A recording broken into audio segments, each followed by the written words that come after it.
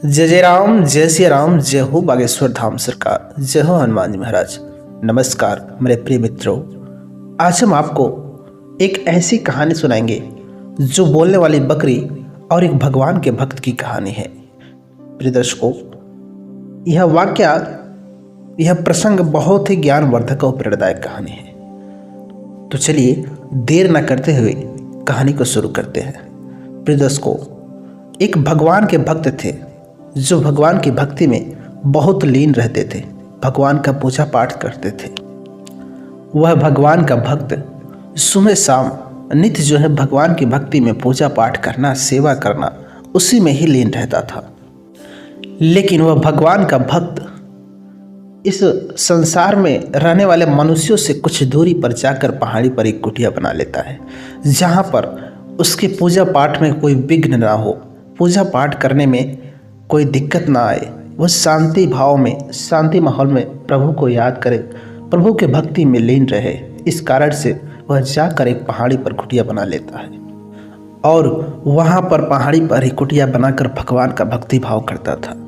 लेकिन समय के साथ साथ उसे जो है कुछ सिद्धियाँ प्राप्त हो जाती हैं, जिससे वह भगवान का भक्त बहुत बड़ा बाबा, एक प्रकार से कहें तो एक सिद्ध पंडित बन जाता है, एक प्रकार से ज्ञानी बन जाता है। अब वह भगवान का भक्त लोगों के दुख को दूर करने लगा, अपने सिद्धियों के बदौलत लोगों के दुखों को बता देता था, लोगों के दुख को सही कर देता था। यानी कि अब वह एक ऐसे बाबा बन गए थे कि लोगों की भविष्यवाणी भी करते थे और आए हुए दुखिया दर्द के लोगों का भी समाधान करते थे।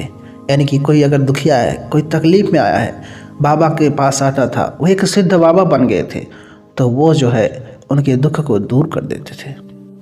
अब जो है उनके बारे में अगल बगल लोग, कुछ दूर तक जो है उनके बारे में लोग चर्चाएं करने लगे। उस एरिया के जो बड़े बड़े लोग थे, वो लोग भी उस बाबा के पास जाने लगे। यानी कि मनुष्य के जीवन में जो भी समस्याएं आती हैं, तरह तरह की समस्याएं, दिक्कतें आती हैं, सभी लोग अपने समस्या दिक्कतों को लेकर के बाबा के पास जाने लगे। लेकिन एक समय की बात है कि बाबा कहीं घूमने गए रहते हैं और उन्हें एक अंगूर का पेड़ मिलता है। वह भगवान के भक्त, वह बाबा उस अंगूर के पौधे को ला करके अपने कुटिया में लगा देते हैं। वह बाबा उस अंगूर के पेड़ को अपने कुटिया पे जब लगा लेते हैं तो बहुत सारे अंगूर दिखाई देते हैं और अंगूर की लताएं उनकी कुटिया पर फैल जाती हैं। और उसमें जो अंगूर का फल लगता था वो बहुत ही मीठा स्वादिष्ट फल था। लेकिन वह फल जो है सामान्य अंगूर से कुछ बड़ा ही उसका साइज था। जो सामान्य अंगूर होता है, उस सामान्य अंगूर से उसका साइज कुछ बड़ा ही था। अब वह बाबा जी जो सिद्ध पुरुष हो गए थे, अब कोई भी व्यक्ति उनके पास अगर अपनी समस्या को लेकर जाता था तो उसे एक एक अंगूर दिया करते थे। अब वह बाबा, उनको जो सिद्धि प्राप्त होते, इस कारण से जिसको भी वह अंगूर देते थे वह एक प्रसाद के रूप में बदल जाता था। उस अंगूर के खाने मात्र से ही लोगों के बीमारियों से मुक्ति मिल जाती थी। अब लोग जो है उनके अंगूर को खाने के लिए या अपने कष्ट बीमारी को दूर करने के लिए उस बाबा की कुटिया पर जाया करते थे। लेकिन पहाड़ी के निचले हिस्से में एक माली रहता था। उस माली के पास अंगूर की बागवानी थी और वह माली जब इस बारे में सुनता था कि बाबा के पास अंगूर का पेड़ हो, उस अंगूर के फल से जो है लोगों के दुख दूर हो जाते हैं, तो वह माली बहुत ही अचंभित होता है, क्योंकि उसके पास तो अंगूर के बागवानी थे। इसलिए वह माली यह बातें सुन के बहुत अचंभित हो जाता था। वह सोचने लगा कि बाबा ने ऐसी कौन सी नस्ल की अंगूर लगाई जिससे कि उनको इतना सिद्धि प्राप्त हुई, इससे लोगों का कष्ट दूर हो जा रहा है। मेरे पास ऐसा कौन सा अंगूर नहीं जो बाबा के पास है। आखिर वह कौन सी प्रजाति के अंगूर है जिसके वजह से बाबा इतना सिद्ध पुरुष बने हुए हैं। अगर मैं उस अंगूर को पा जाऊँ, उस प्रजाति को पा जाओ, तो मैं अपने बागवानी में लगा करके ढेर सारे पैसे कमा लूँ। क्योंकि जो माली था, जो बागवानी का मालिक था, वह उस सिद्ध पुरुष, उस बाबा जी से बहुत ही घृणा करता था, बहुत ही नफरत करता था। वह उस बाबा जी के कार्य को बहुत ही पाखंड मानता था।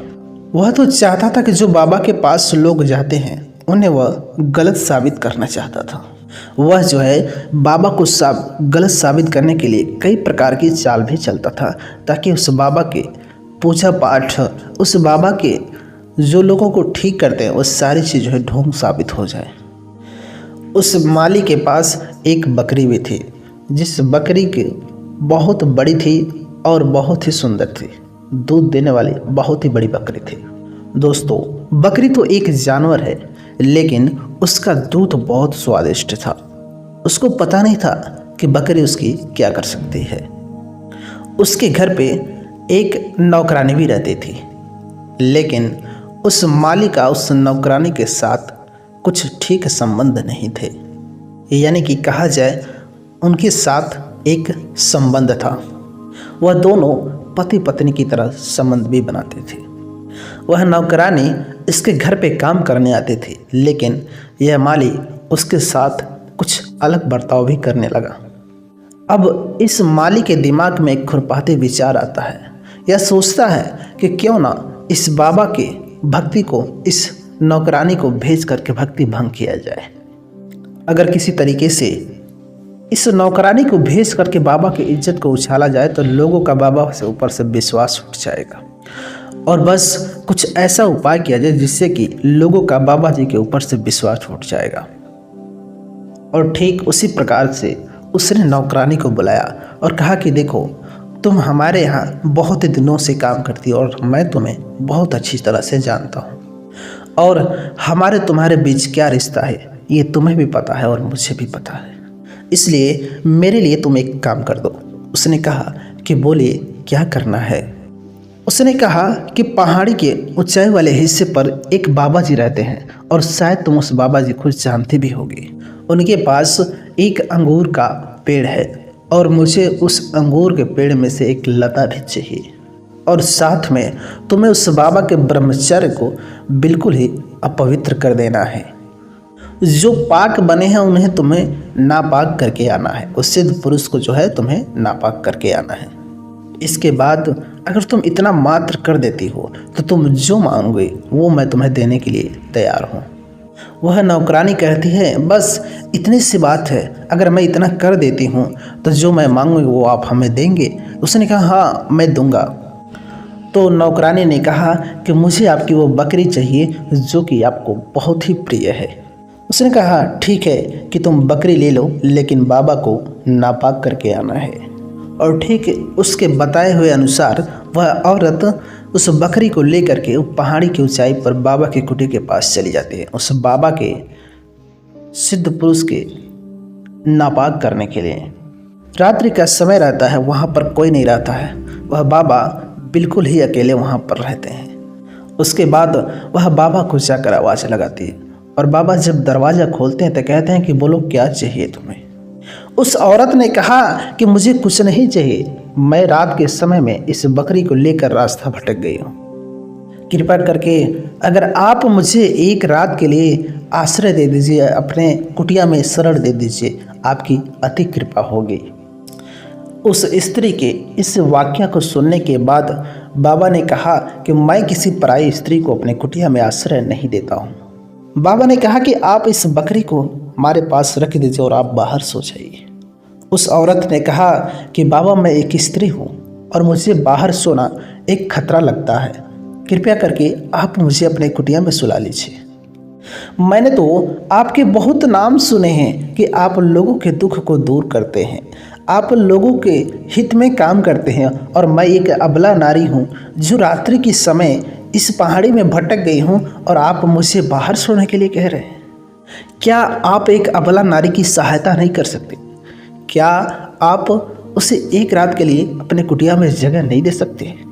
क्या यही आप भगवान के भक्त हैं? यही आप लोगों की मदद करते हैं? इतना कुछ सुनने के बाद बाबा जी का दिल पिघल जाता है। वह कहते हैं कि ठीक है, बकरी को वहाँ पे बांध दो और तुम कुटिया में चली आओ, लेकिन जो है जब मैं कुटिया में सो जाऊँगा उसके बाद तुम किसी भी प्रकार की कोई भी दिक्कत परेशानी मत करना। वह औरत कहती है कि ठीक है, लेकिन वह औरत अंदर ही अंदर मुस्कुराने लगी कि चलो किसी न किसी बहाने मैं बाबा के कुटिया में तो आ गई। वह औरत उस बकरी को अंगूर का जो पौधा था उस साइड में बांध देती है, क्योंकि वह औरत अपने मन में सोचती है कि मैं जब सुबह में बकरी को खोल करके ले जाऊंगी तो इस अंगूर के लताओं को भी तोड़ लूंगी। अब उस सिद्ध पुरुष उस भगवान के भक्त उस बाबा की कुटिया में चली जाती है। उसके बाद वह सो जाती है और भगवान के भक्त जो है भगवान की भक्ति में लीन हो जाते हैं। और जब भगवान के भक्ति में लीन हो जाते हैं, चूँकि वह बाबा उस औरत को मना किए रहते हैं कि जब तुम हमारे इस कार्य में इस भगवान की भक्ति में विघ्न मत डालना, मुझे किसी भी प्रकार की परेशानी मत करना। अब जब आधी रात्रि हो जाती है तो वह महिला अपनी जगह से उठ करके उस बाबा के बगल में जा करके बैठ जाती है। बाबा जी को तुरंत आभास हो जाता है कि लग रहा है कि मेरी बगल में कोई है। और जब वह बाबा जी आंखों को खोलते हैं तो उस महिला को अपने पास में पाते हैं। इतना कुछ देखने के बाद बाबा को बहुत गुस्सा आता है। बाबा कहते हैं कि मैंने तुम्हें मना किया था कि तुम मेरे बगल में मत आना, मेरे पास मत आना, मेरे कमरे मत आना, लेकिन तुम माने नहीं। उसने कहा कि बाबा जी मैं आपको परेशान नहीं करना चाहती थी, लेकिन मुझे बहुत ज़ोर से भूख लगी है, कृपया करके आप मुझे कुछ भोजन दे दें। उसने कहा कि मेरे यहाँ कुछ भोजन नहीं है, मेरे पास तो सिर्फ ये अंगूर है, अगर तुम्हें भूख लगे तुम इस अंगूर को खा लो। वह औरत हंसने लगती है और कहती है क्या एक अंगूर से मेरा पेट भर जाएगा? बाबा जी ने कहा कि तुम एक अंगूर तो खा लो। उसने अभी आधा ही अंगूर खाए थे तो उसके पेट भर गए। अब वह औरत कहती है कि बाबा जी अब यह आधा अंगूर मुझसे नहीं खाया जा सकता। उसने कहा, उस भगवान के भक्त उस बाबा ने कहा कि यह तुम्हें खाना ही पड़ेगा। लेकिन उस औरत को अब खाने का मन नहीं रहता। वह औरत उस अंगूर को हाथ में ही लिए रहती है। उसके बावजूद उस औरत को आभास नहीं होता कि इस बाबा के पास इतनी शक्ति है जो मात्र आधे अंगूर खाने से उसका पेट भर जाता है।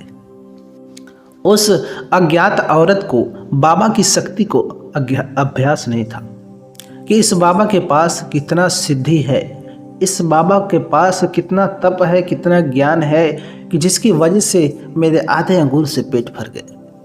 वह औरत फिर दोबारा से गलती करती है और फिर जा कर के उस बाबा के पास बैठ जाती है। और जैसे वह बाबा जी के पास जा कर के बैठती है, उस बाबा जी का ध्यान खुल जाता है। वह बाबा जी कहते हैं कि फिर से तुम आ गई मेरे पास, अब क्या तुम्हें हो गया जो तुम मेरे पास आ गई? तुम मेरे को क्यों परेशान कर रही हो? आखिर तुम क्या चाहती हो? तुम्हें किस चीज़ की ज़रूरत है जो तुम मेरे पास दौड़ दौड़ के आ रही हो? या फिर तुम मेरे पूजा में विघ्न डालने आ रही हो, मेरे भक्ति में विघ्न डालने आ रही हो? क्यों, क्या कारण है जो तुम मेरे पास बार बार आ रही हो? क्योंकि उस बाबा के अंगूर खाने के बाद में कोई भी व्यक्ति हो अगर बाबा से झूठ बोलना चाहे तो वह झूठ नहीं बोल सकता था। लेकिन दोस्तों अब वह महिला ने तो अंगूर खा ही लिया था। अब उसका जो सत्य था उसे तो बाहर आना ही था, क्योंकि उस महिला को पता नहीं था कि कितने सिद्ध पुरुष बाबा थे। उन्हें शक्ति के मालूम ही नहीं था। अब वह औरत बाबा जी से कह ही देती है कि मैं तो आई हूँ आपको नापाक करने, बस आप मेरे साथ एक रात गुजार लीजिए। एक रात ही नहीं, मैं तो आप पर मोहित हो चुकी हूँ। आप मुझे अपना लीजिए, मैं आपसे प्रेम करने लगी हूँ। मैं इतना सज धज के आई हूँ कि कोई भी पराया मर्द देखे जो मुझे देख कर मोहित ना हो जाए। और आप जो है मेरे तरफ देख भी नहीं रहे हैं। कृपया आप मुझे अपना लीजिए, मैं आपकी दासी बन के जीवन भर मैं आपकी सेवा करूँगी। आप मुझे अपना लीजिए। अभी इस बात को आप और हम ही जानेंगे, इस बात को कोई और नहीं जानेगा। और बाबा जी कहते हैं कि अरे तुम भगवान से तो डरो। तुम्हारी नज़र में यहाँ कोई इंसान नहीं है, यहाँ कोई मनुष्य नहीं है, लेकिन वह देख रहे हैं जिन पर मैं विश्वास करता हूँ, जिनका मैं भक्ति करता हूँ, वह भगवान वह ऊपर से देखते हैं। कम से कम तुम मुझसे नहीं, दुनिया वालों से नहीं, लेकिन कम से कम उनसे तो डरो। उस भगवान से डरो जिनके दरबार में न्याय के सिवा कभी अन्याय नहीं होता है, देर होता है, अंधेर नहीं होता है। तो तुम कम से कम उस भगवान से तो डरो जो दुनिया के हर किसी को देखते रहते हैं, चाहे वो कोई भी कर्म कर रहा हो। वो इंसान सोचता है कि मुझे कोई नहीं देख रहा, लेकिन भगवान हर किसी को देखते रहते हैं। तो तुम उस भगवान से तो डरो, मुझसे नहीं डरो, लेकिन उस भगवान से डरो। अगर तुम्हें नहीं पता है तो तुम मत जानो, लेकिन मुझे इतने बड़े पाप की भागी मत बनाओ। वह औरत कहती है कि बाबा आप बस एक रात मेरे साथ गुजार लीजिए, मुझे उसी के बदले पैसे मिलेंगे। क्योंकि उस माली की सारी बातें बता देती कि निचले हिस्से में, जो पहाड़ी के निचले हिस्से में एक माली रहता है जिसके पास अंगूर के बगीचे, वह आपसे बहुत घृणा करता है और उसने ही मुझे पैसों का लालच दे करके आपके पास भेजा है। ये सारी बातें वह औरत बता देती है, लेकिन बाबा जी से कहती है कि लेकिन फिर भी आप मेरे साथ बस एक रात ही गुजार लीजिए। मैं उस माली का जो है नमक खाई हूँ और मैं उस माली के नमक को अदा कर दूँ। लेकिन वह बाबा जी उस औरत की बातों को नहीं आते हैं। वह बाबा जी बिल्कुल ही तैयार नहीं होते हैं और वह बाबा जी गुस्से में आकर के उस औरत को एक थप्पड़ मारते हैं। जब एक थप्पड़ मारते वह औरत अब जमीन पे गिर जाते और बाबा जी कुटिया से बाहर निकल जाते हैं। वह बाबा कुटिया के बाहर बैठकर ही भगवान के भक्ति में लीन हो जाते हैं और सुबह होते ही वह माली जो पहाड़ी के नीचे रहा करता था, वह माली देखता है कि बकरी तो बंधी हुई है और महिला जो है जमीन पर लेटी हुई है। वह माली उस औरत को देखता है तो वह दुनिया छोड़कर चली गई होती है। अब वह माली हल्ला करने लगा, शोर शराबा करने लगा कि ये तो मर चुकी है। वह हल्ला करने लगा कि बाबा ने मेरी नौकरानी की इज्जत लूटा और इतनी बेरहमी से लूटा कि यह नौकरानी मर चुकी है, दम तोड़ दी है बाबा की इस कुटिया में। और वह माली पूरा जोर जोर से चिल्लाने लगा। लोगों के वहाँ पर भीड़ इकट्ठी हो गई। अब सब लोग बाबा पर थू थू करने लगे। अब बाबा के विश्वास का जो है, लोगों जो विश्वास किए थे वो विश्वास टूट जाता है, क्योंकि लोग यह कर्म जो है सामने देखें कि सामने एक औरत मरी पड़ी है, इस वजह से लोगों का बाबा के ऊपर से विश्वास उठ जाता है। बाबा के ऊपर लोगों को ऐसा भरोसा नहीं था। लोग कहे जा रहे थे कि बाबा कभी हम लोग सोचे नहीं थे कि आप ऐसा कार्य कर सकते हैं।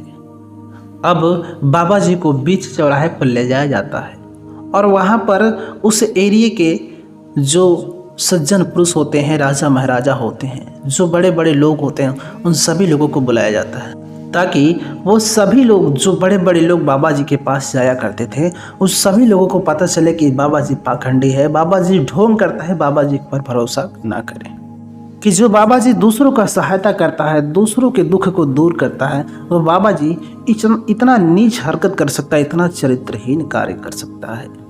और जब सज्जन पुरुष लोग आते हैं, जब सेठ वो राजा लोग आते हैं, वह बाबा जी से कहते हैं, बाबा जी मुझे ये नहीं पता कि ये लोग क्या कह रहे हैं, लेकिन क्या वाकई में आपने इस महिला के साथ ऐसा बदतमीजी किए जिसकी वजह से महिला की मौत हो गई। बाबा ने कहा कि आप लोग सज्जन पुरुष हैं, आप लोगों को मुझ पर भरोसा है या नहीं। आप लोग अपने दिल पर हाथ रखकर कहिए कि वास्तव में मैं ऐसा कार्य कर सकता हूँ। उसने कहा कि मुझे भरोसा तो नहीं कि आप ऐसा कार्य कर सकते हैं, लेकिन ये जो लोग हैं, जो दुनिया वाले हैं, ये सब आपको ऐसे कह रहे हैं, लेकिन हकीकत क्या है, असली बात क्या है, आपको पता ही नहीं है। लेकिन यहाँ इतने लोग हैं, इतनी पब्लिक है, अगर मैं अपनी बातों को कहूँगा तो कोई हमारी बातों को मानेगा ही नहीं। जब तक आप लोगों को एक सही प्रमाण नहीं मिलता है, सही कोई गवाह नहीं मिलता है, तब तक आप लोगों को विश्वास नहीं होगा। मैं कितना भी साफ सफाई, कितना भी बातें कहूँ, लेकिन दुनिया वालों को मेरी बातों पर विश्वास नहीं होगा, क्योंकि ये ऐसी चीज़ होती है औरत, लोग दुनिया में कितना ही दिनों से विश्वास बनाए रखे हों, लेकिन औरत की वजह से उनका क्षण भर में सभी के ऊपर से विश्वास टूट जाता है। और मैं कितना ही सफाई दूंगा, लेकिन लोगों को भरोसे नहीं होंगे, क्योंकि इन लोगों का मेरे ऊपर से विश्वास इस औरत की वजह से उठ चुका है। ये जो मनुष्य प्रवृत्ति के लोग होते हैं, ये जो है क्षण भर में बदल जाते हैं। मनुष्य जो है, ये कलयुग के मनुष्य होते हैं, उनके जो है विचार पल भर में बदल जाते हैं, इसलिए इंसानों पर हमें भरोसा नहीं होता है। लेकिन एक वहाँ बेजुबान जानवर जो है मौजूद था, वह जो है इस सारी बातों का प्रमाण है, इन सारी कार्यों का प्रमाण है कि मैंने इस स्त्री के साथ क्या गुनाह किया है।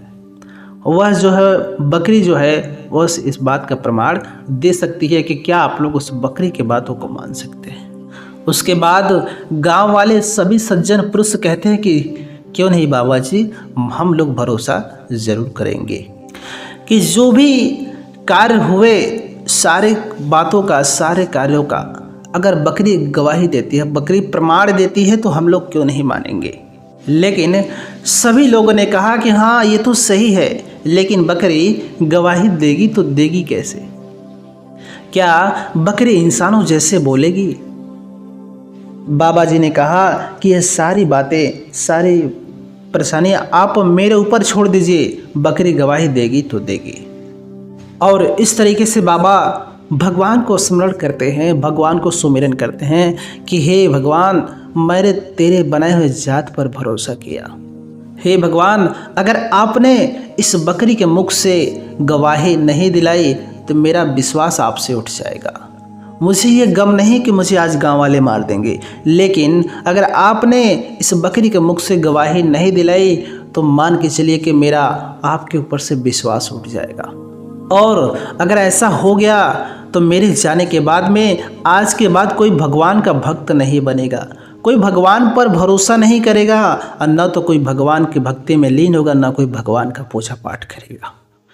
हे भगवान, आज आपकी यही परीक्षा है मेरी इज्जत की लाज बचाने में, क्योंकि मैंने नित्यदिन आपका पूजा पाठ किया है, आपका भक्ति किया है, आपके भक्ति में लीन रहा, तो आज मेरे लाज बचाने के लिए आपको बकरी के मुख से गवाही दिलाना ही पड़ेगा। इसलिए हे भगवान, मैं आपकी भक्ति करता था, आपकी भक्ति में लीन रहता था। लोग मुझे पाखंडी कहते थे, झूठी कहते थे, ढोंग कहते थे। इसलिए अगर आप आज बकरी की गवाही दे देंगे तो लोग आपकी जय जयकार करेंगे और साथ ही साथ मैं आपका भक्त हूँ, मेरा भी जय जयकार होने लगेगा और इससे लोग आस्था से जुड़ेंगे और आपकी भक्ति में लीन हो जाएंगे। इसलिए हे भगवान, इतने दिनों से मैंने पूजा पाठ किया है, आपकी भक्ति में लीन रहा, नित्य दिन आपका तपस्या करता रहा, मैंने आज तक आपसे कुछ नहीं मांगा, निस्वार्थ भाव से मैंने आपका पूजा पाठ किया, मेरे मन में कोई स्वार्थ नहीं था। लेकिन आज मेरे लाज को बचाने के लिए आपको इस बकरी के मुख से गवाही दिलाना ही पड़ेगा। उसके बाद उस बाबा ने कहा कि जो मेरे पास अंगूर है उस अंगूर को ला करके सब बकरी को खिला दीजिए, उसके बाद आप ऊपर वाले का चमत्कार देखिए। अब अंगूर जैसे ही बकरी खाई, वह बकरी बाबा के चरणों में गिर पड़ती है, बाबा के चरणों में नतमस्तक हो जाती है। वह बाबा के सामने इंसानी आवाज़ में बोल पड़ती है। वह बकरी कहती कि जो नौकरानी थी इसको माली ने भेजा था बाबा के पूजा पाठ को भंग करने के लिए, यह बाबा को नापाक करने के लिए आई हुई थी। इसने बाबा को नापाक करने के साथ साथ बाबा के जो अंगूर के लताएं थे उन्हें चुराने के लिए इस औरत को भेजा था, क्योंकि इस माली के बाग में ऐसे अंगूर नहीं थे जो कि बाबा के पास थे। और बाबा ने इस औरत को छुआ तक नहीं है। जब यह औरत बाबा के इज्जत को भंग करना चाहती थी, बाबा ने बस एक थप्पड़ इस औरत को मारा है। उसके बाद यह औरत जमीन पर गिर गई और प्राणों को त्याग दिया। बाबा जब वो औरत ज़मीन पे गिर जाती है तो वह तुरंत बाहर निकल जाते हैं। इसलिए बाबा अपने आचरण से दूध की तरह शुद्ध हैं, बाबा गंगा की तरह निर्मल हैं, उनके आचरण पे कोई दाग नहीं है, बाबा कोई गलत कार्य नहीं किए हैं। बकरी के इतना कुछ बातों को सुनने के बाद गांव वालों को भरोसा हो जाता है कि वाकई में उस माली ने बाबा के इस पूजा पाठ को भंग करने के लिए, बाबा के जो सिद्ध थे जिसे लोगों को ठीक किया करते, सिद्ध को जो है भंग करने के लिए वह माली बाबा से घृणा करता था, इस कारण से इस औरत को भेजा था। तमाम गवाहों के बाद उस माली को जो है उस बीच चौराहे पर फांसी दे दी जाती है। उस बकरी की बातों को सुनने के बाद जब लोगों के अंदर विश्वास हो जाता है तो उस माली को, जो बाबा के पूजा पाठ को, उनके भक्ति को भंग करने के लिए ऐसा कार्य किया, उस माली को उस बीच चौराहे पर फांसी दे दिया जाता है। इसलिए अगर कि कोई व्यक्ति भगवान की भक्ति में लीन रहता है, भगवान की आस्था करता है, पूजा पाठ करता है, तो कभी भी उसका मजाक नहीं बनाना चाहिए, उसकी आस्था से कभी भी खिलवाड़ नहीं करना चाहिए। मैं आप लोगों से यही रिक्वेस्ट करता हूँ, क्योंकि भगवान अपना अपमान सह सकते हैं लेकिन अपने भक्त का अपमान नहीं सह सकते हैं। आप लोग बहुत से कहानी सुने होंगे कि भगवान अपने भक्त का अपमान नहीं सहते हैं। भगवान अपने भक्त की रक्षा करने के लिए किसी न किसी रूप में प्रकट जरूर होते हैं। ये होती है भगवान की महिमा। तो जिन लोगों को भगवान पर भरोसा रहता है तो वो लोग कमेंट बॉक्स में जय जय राम, जय श्री राम जरूर लिखिएगा।